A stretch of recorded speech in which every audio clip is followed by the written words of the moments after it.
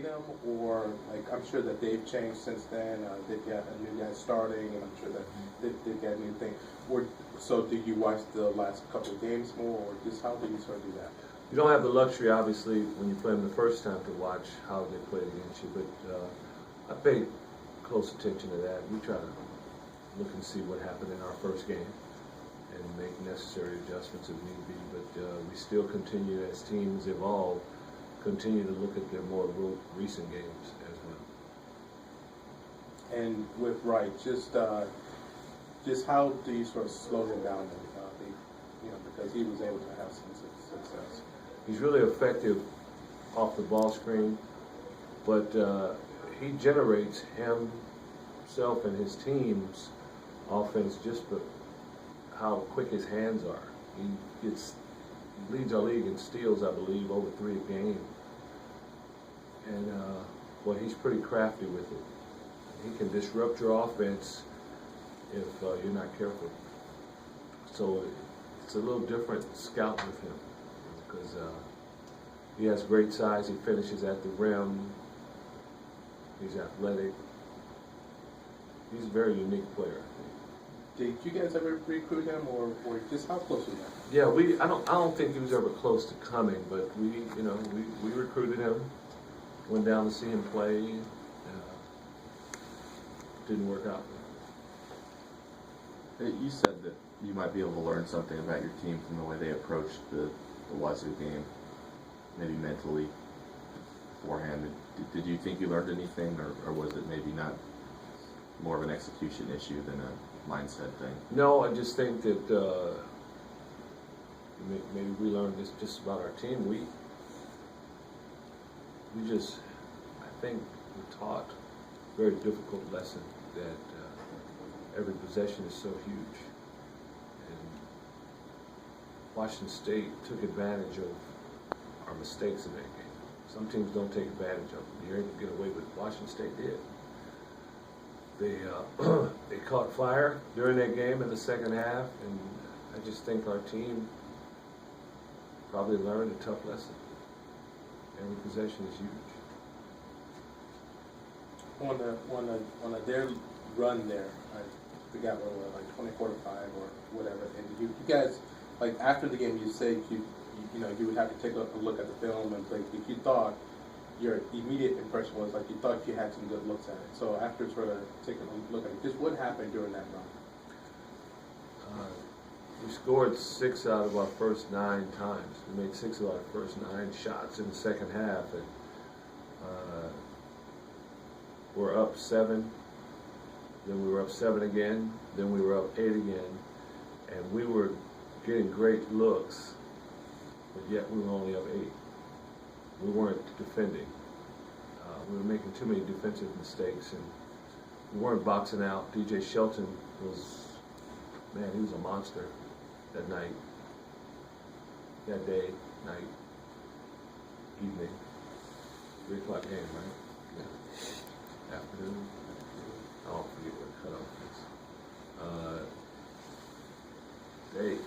Every time we made a mistake defensively or didn't box out, they made us pay for it. And we had a really good offensive rhythm going. And because we weren't getting stops, it didn't really help us a whole lot. And there it went. They gained confidence. They came to life.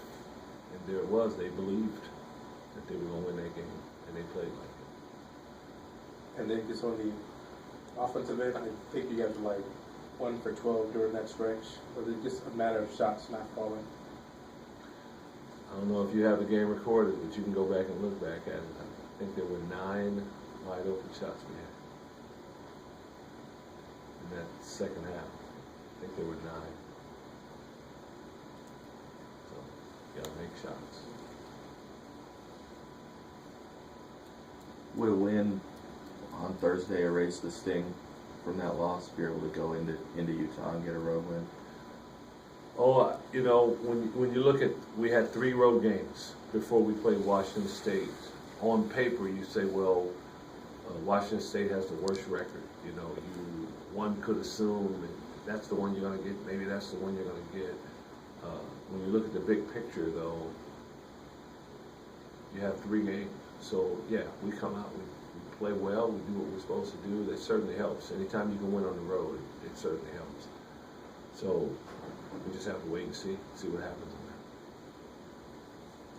that. Does Utah still feel like that kind of sleeping giant program? That, you know, they've gotten a lot better over the last 2 years, but in this year they've maybe lost more games than they feel like they should have. But you know, they get 12,000 something for UCLA. It seems like their attendance has really been high this year. Well, let's remember that Utah is not a upstart program. Right. They're not starting from scratch. Utah was a proud basketball program at one time, and they do have tradition. When Coach Majerus was there, even before that, when they were in the WAC, they won a lot of games. But when Coach Majerus was there, I think he put them more on a national map. And there were a few years where they were down when Coach Majerus left. But I think Coach Krystoliak and his staff are resurrecting that program right now. When I say resurrect, not to where they're competing. I mean, they play very sound basketball. They're very fundamentally sound. They play hard. They're tough. And once they start winning on the road, they're going to give people a lot of problems in this league because they're winning at home. And even on the road, when you add up all of their losses, the points, not a whole lot. So it's just a small margin that they have to get over the hump with. And they're going to be a tough team in this league in upcoming years. You give them a lot of credit. There were some players on that team that probably wanted to do it their way, and they weren't there much longer. And then the next year it was kind of the same way, and they weren't there. So I think Coach and his staff have done a good job of assembling a group of kids that are going to do it their way. And their way is pretty good from what we've seen. Is there any significance for CJ going and playing there one more time before his career is over? You know, it always is. That's where he was raised in Utah, so for him to go back and play there, I'm sure it's always a lot of fun for him. Hey, any particular reason why that mountain trip is so tough? I don't know what the numbers are, but I mean, it seems like when teams go there, it's really hard to get wins. Well, for starters, they're good. You know, they're 2 good teams, and you look at our league, and you look at teams that have played at home, how well they've done at home in league. I think teams have fared pretty well at home, and Utah and Colorado are no exception to